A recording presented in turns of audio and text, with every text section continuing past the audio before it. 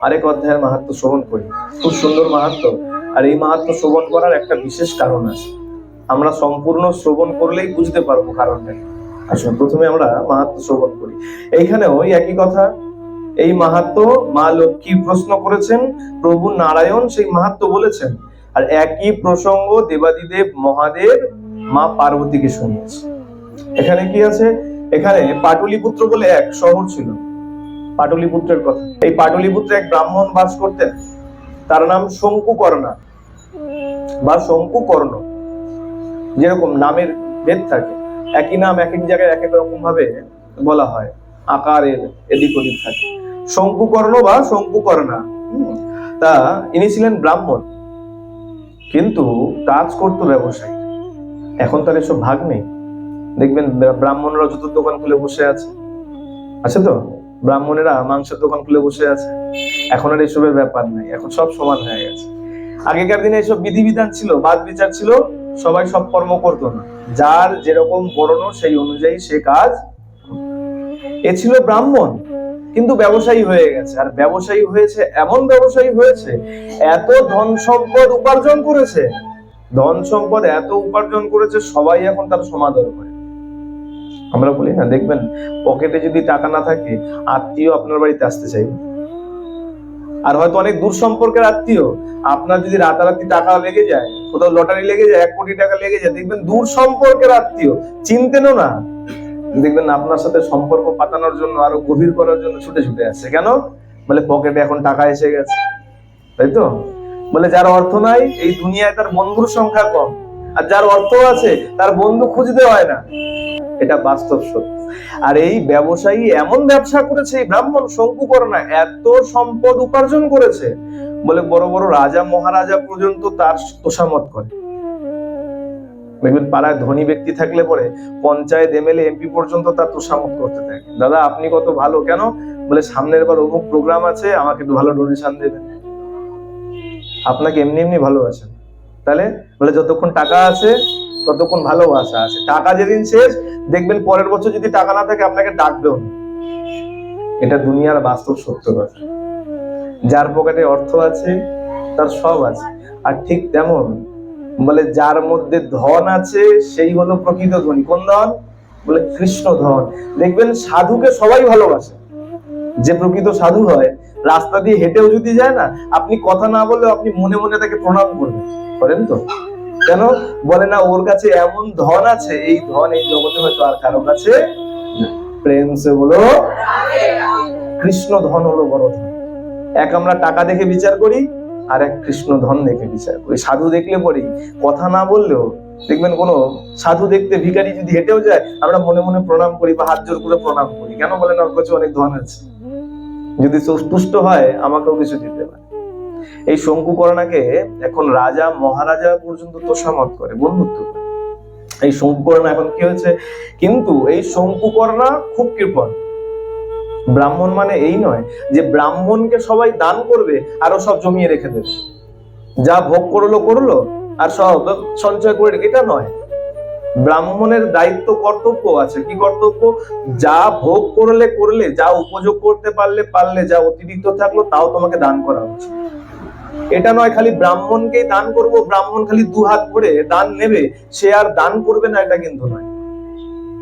ব্রাহ্মণ শুধু ব্রাহ্মণ বলে নয়, যার কাছে যে সম্পদ আছে যদি অতিরিক্ত থাকে, আপনি যা ভোগ করলেন তার সঙ্গে সঙ্গে দান ধ্যান করাও উচিত।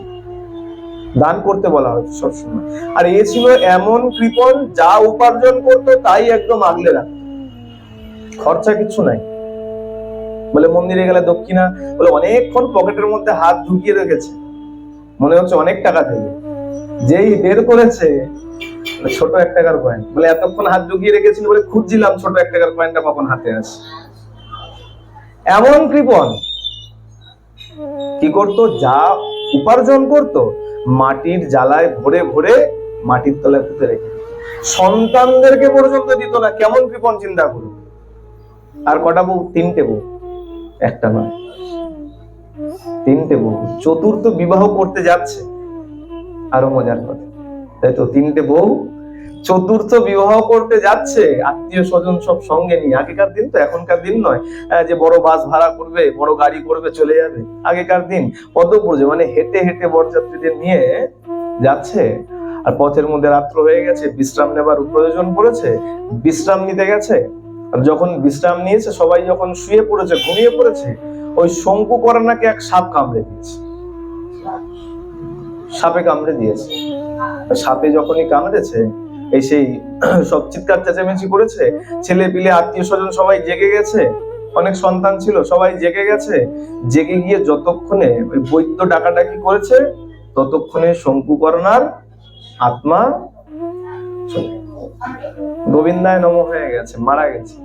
আচ্ছা, এবার বিচার করুন, এই যে এত সম্পদ তুমি অর্জন করলে, সৎ কাজে তুমি লাগালে না, এইবার সকল সম্পদ গুলো কি হবে?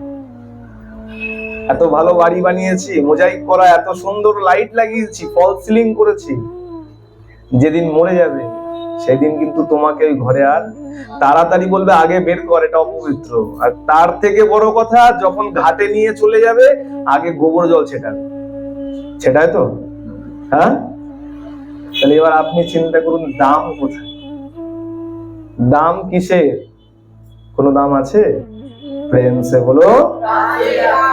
এই কারণে বলি বারবার, যতক্ষণ দাম তোমার করতে চাও, জোরে জোরে ধ্বনি দাও, আর ধ্বনি দিয়ে দিয়ে নিজের দাম নিজে আপনি আপ বাড়িয়ে রেখে যাও। অন্য কেউ তোমাকে দান দেবে না, একমাত্র গোবিন্দ দাম দেবে। সবাই বলবে অপবিত্র, বের করে দে, আর গোবিন্দ বলবে আয় তুই আমার কাছে চলে আয়। আর কেউ বলবে? আর কেউ বলবে?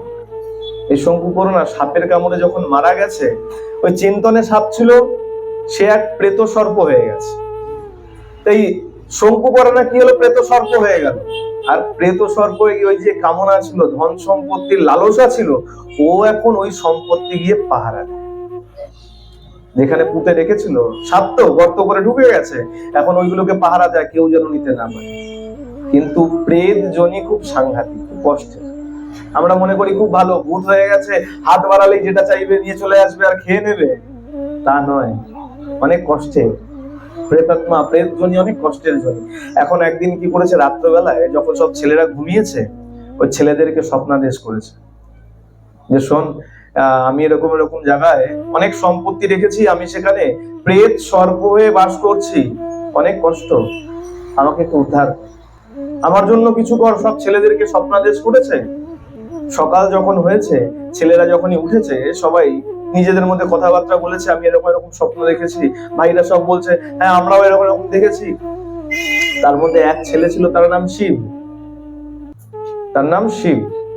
সে কি করেছে, তাড়াতাড়ি লুকিয়ে লুকিয়ে একটা কোথা থেকে কোদাল নিয়ে বলছে সবাই যদি যায় ভাগ কম পড়ে যাবে, আগে গিয়ে খুঁড়ে যতটা হাতিয়ে নেওয়া যায় আগে সরিয়ে নিলাম। মনে করুন 10 কলসি আছে, 5-6 কলসি সরিয়ে নিলাম, এবার বাকি যা থাকলো ভাগ করো। কোদাল নিয়ে চলে গেছে।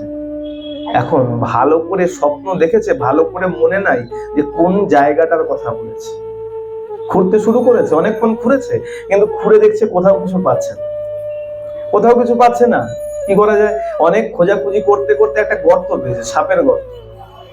গর্ত দেখলেও চেনা যায়, তাই না? দেখবেন সাপুরিয়া যারা, তারা কিন্তু গর্ত দেখলেই বলে দেয় যে কোন সাপের গর্ত।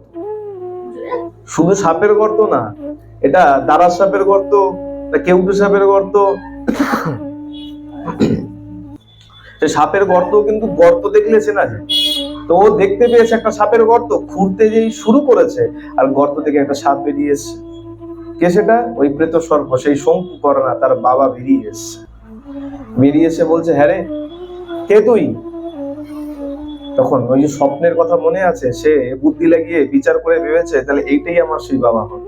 প্রেত সর্প হয়ে রয়েছে, বলে আমি তোমার ছেলে শিব, তুমি যেরকম স্বপ্নাদেশ দিয়েছিলে আমি সেই সম্পত্তি খুঁজতে এসেছি। আচ্ছা তুই যদি আমার ছেলেই হবি, তা আমি যে বললাম আমার আত্মার উদ্ধারের জন্য কিছু কর, সেই বিষয়ে তো তোর খেয়াল নেই, এসছিস সম্পত্তি নিতে, যা আগে আমাকে উদ্ধারের জন্য কিছু কর। সেই সন্তান বলছে বাবা কি করব, তোমার উদ্ধারের জন্য কি করা উচিত, কি করব? বলে শোন, বেশি কিছু করতে হবে না। কি করবি? যা কোন সৎ ব্রাহ্মণ ডেকে এনে, বৈষ্ণব ব্রাহ্মণ ডেকে নিয়ে এসে তাকে দিয়ে শ্রীমদ ভগবত গীতার 7ম অধ্যায় পাঠ করা, এবং পাঠ অন্তে তাকে উপযুক্ত আহার ভোজন করা, তাহলেই আমার উদ্ধার হয়ে যাবে। যেমন বলেছে, ওই শঙ্কুকর্ণা ছেলে কি করেছে, এক উপযুক্ত ব্রাহ্মণকে ডেকে নিয়ে এসছেন।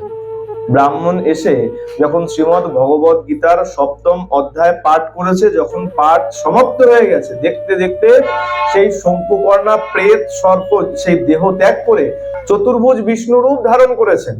দেখতে মনে হচ্ছে কোনো সাক্ষাৎ বিষ্ণু রূপ ধারণ করে যখন সেখানে উপস্থিত হয়েছে, সন্তানেরা সবাই প্রণাম করেছে যে পিতা আমাদের জন্য আর কি উপদেশ, কি আদেশ আছে। পিতা বলছে, শোন, এই যে সম্পত্তি, এই সম্পত্তির কারণেই আমার এই প্রেতজনী লাভ, এই সম্পত্তির মোহেই আমাকে এই নরক যন্ত্রণা ভোগ করতে হয়েছে। তা তোরা ভুল করেও সেই পথে পা বাড়াস। তাহলে এই সম্পত্তি কি করবি? এই সম্পত্তি কোনো মন্দির নির্মাণের কাজে লাগিয়ে দে, সাধু গুরু বৈষ্ণবের সেবাতে এই সম্পত্তি লাগিয়ে দে। নিজেদের ভৌতিক চাহিদা পূরণ করার জন্য এই সম্পত্তি কখনো ব্যবহার করবে। সম্পত্তি আছে মানে আমাকে সেগুলো সব ভোগ করেই যেতে হবে, এর কোনো মানে। ভগবান তোমাকে দিয়েছে তার মানে কোনো উদ্দেশ্য আছে। হ্যাঁ, অনেকে আছে যারা সম্পত্তি রাখতে পারবে না, হতে পারে তাদেরটা তোমাকে দিয়েছে তাদের মধ্যে বাড়বার জন্য। একবার ভালো করে বিচার করুন। ছোটবেলায় যখন কোনো সন্তানের বয়স 5 মাস, 6 মাস, কি 1 বছর, কি 2 বছর মনে করুন, কি 5 বছর মনে করুন, যে বাবা যদি ইনকাম করে নিয়েছে তার মাইনের সব টাকা ওই 5 বছরের ছেলেটার হাতে দিয়ে বলে, নে তুই সংসার চালাতে পারবে? পারবে? কেন পারবে না? টাকা দিয়ে তো সংসার চলে, টাকা দিয়ে দিলেই তো হয়ে গেল না। কেন? ওর মধ্যে জ্ঞান নাই যে ওই অর্থ কোথায় কোথায় দিলে এই সংসার সুষ্ঠুভাবে চলতে পারে। কোথায় ইলেকট্রিক বিল দিতে হবে, কোথায় গোয়ালার টাকা দিতে হবে, কোথায় মুদিখানার টাকা দিতে হবে, এই জ্ঞান তার মধ্যে নাই। এ কারণে কিন্তু পিতা ওই সন্তানের হাতে কিন্তু মাসের মাইনে তুলে দেয়। ভগবানও তেমন, ভগবানও দেখে যে সবার হাতে দিলেই তারা যে উপযুক্ত জায়গায় খরচা করতে হয় সেটা যে জানে না, তার হাতেও ভগবান ধন সম্পত্তি। তোমার হাতে বেশি করে দিয়েছে তার মানে অপর কোনো ব্যক্তিটাও তোমার কাছে দিয়েছে, দান ধর্ম করে তুমি সেগুলো তাদেরকে ফিরিয়ে দাও। আমার কাছে লাখ টাকা আছে মানে লাখ টাকাই আমাকে ভোগ করতে হবে, এর কোনো মানে। এ কারণে বলে, যখন সম্পত্তি আছে, সামর্থ্য আছে, দান ধর্ম করো আর নিজে ভালো থাকো। ফ্রেন্ডস, এগুলো উপদেশ করলেন যে সব সম্পত্তি কোনো মন্দির নির্মাণের কাজে, সাধুগুরু বৈষ্ণবের সেবায় লাগিয়ে দাও, নিজেরা কিন্তু এই সম্পত্তি ভোগ করবে। এই শঙ্কুকর্ণার সমস্ত ছেলেরা সেই কথা মতন পিতা যখন বৈকুণ্ঠে ফিরে গেছেন, তারা কি করেছেন, তার যত সম্পত্তি ছিল সেখানে খুঁড়ে যত সম্পত্তি পেয়েছেন সব সম্পত্তি দান ধর্ম করে দিয়েছে, আর নিজেরা একদম সৎ ব্রাহ্মণ হয়ে গেছেন। নিত্য 7ম অধ্যায় পাঠ করতে করতে অন্তিমে, তাদের জীবনের অন্তিমে তারাও এই বৈকুণ্ঠ ধাম গমন করেছে। বলিয়ে শ্রীমদ্ ভগবদ গীতা কি, ভক্ত বৎসল ভগবান কি, প্রেম সে বলো। এটা গেল 7ম অধ্যায়ের লীলা। এখান থেকে কি বোঝা গেল? সম্পত্তির প্রতি, ভোগ ঐশ্বর্যের প্রতি যদি আমাদের কামনা অত্যধিক থাকে, তাহলে যদি 7ম অধ্যায় পাঠ করা যায়, তাহলে সেই কামনা বাসনা আস্তে আস্তে সব নষ্ট। প্রেম সে বলো। আসুন।